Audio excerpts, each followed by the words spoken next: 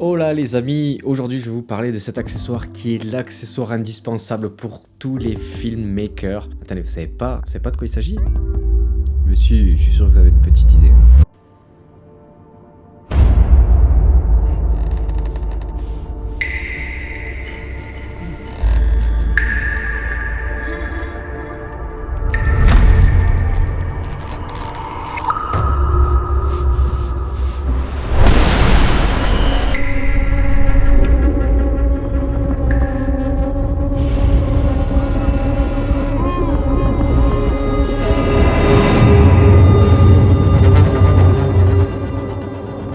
Vous avez vraiment l'esprit tordu. Non, franchement, cet accessoire est vraiment très utile pour plein de choses. Je vais vous expliquer. Il a une utilisation bien moins dramatique que celle que je vous ai présentée juste avant.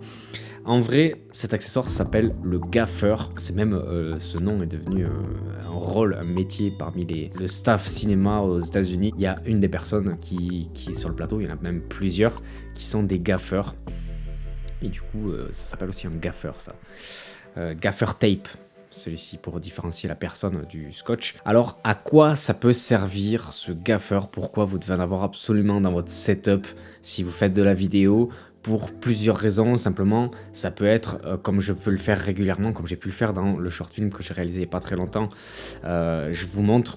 Ça peut être très utile pour fixer des lights n'importe où parce que c'est un scotch très résistant qui permet de coller et d'adhérer n'importe où et de fixer des accessoires qui peuvent être un peu plus lourds. Donc c'est un gros plus déjà de pouvoir fixer tout ce qu'on veut n'importe où. Ça peut servir également pour faire du marquage au sol. Je sais que, encore une fois, dans le short film que j'ai réalisé il n'y a pas longtemps avec mes amis Yohan et Lola, il y avait des endroits où, comme on faisait la mise au point manuelle, eh bien, on avait besoin de faire du marquage au sol pour savoir où c'est que je devais m'arrêter. Eh bien, le gaffeur utilisé au cinéma, beaucoup utilisé pour ça au cinéma, pour mettre des repères pour les acteurs ou pour les personnes qui sont, par exemple, le caméraman, etc., pour savoir où se positionner, où s'arrêter, etc. Ensuite, forcément, ça reste aussi du scotch, donc ça peut servir pour rafistoler tout et n'importe quoi. Je vous montre l'exemple avec mon drone FPV qui a subi un crash, qui a subi des dégâts. Donc le support GoPro que j'ai fixé dessus, que j'ai vissé dessus, du coup il s'était arraché et c'était la veille de partir à Madère.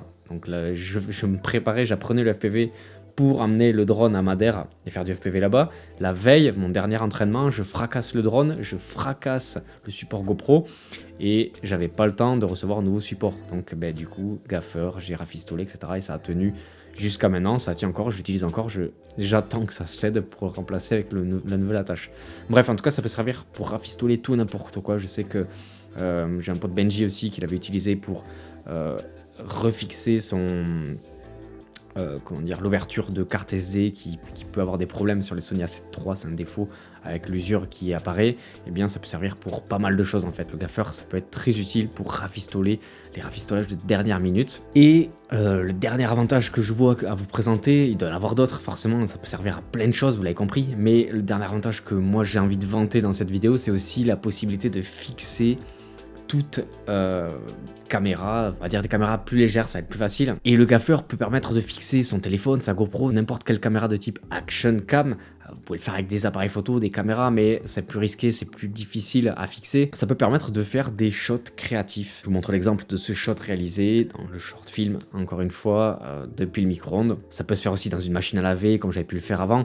Bref, c'est libre créativement. En tout cas, ça peut permettre de fixer un appareil, une caméra qui va filmer de bonne qualité n'importe où, facilement, pour avoir des perspectives créatives. C'est aussi le fait que il se déchire avec les doigts, donc c'est assez filaire à l'intérieur, donc ça permet de déchirer avec les doigts. On prend un morceau comme on le veut, on le met là où on veut et c'est réglé. C'est pas besoin de faire avec les dents, faire avec un ciseau, etc. Par contre, l'inconvénient, c'est que c'est très cher. Vraiment, c'est très cher.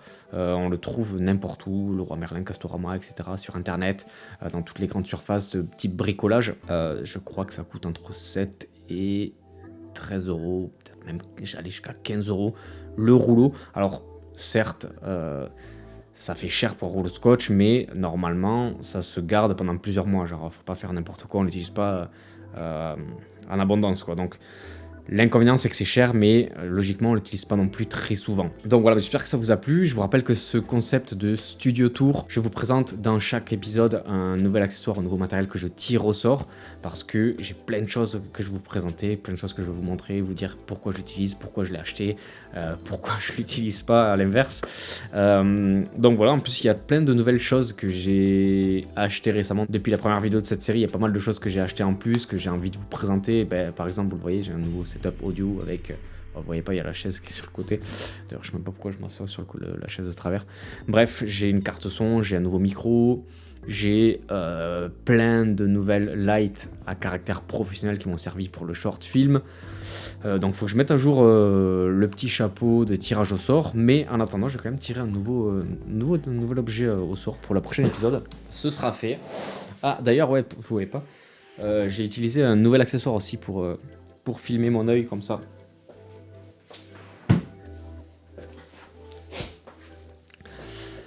Donc en l'espace de quelques semaines, j'ai pris plein de nouveaux accessoires et tout.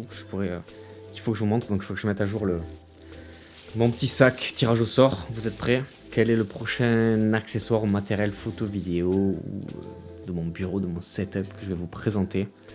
Suspense. Et il s'agit d'un objectif. On passe direct aux choses sérieuses. Ça y est.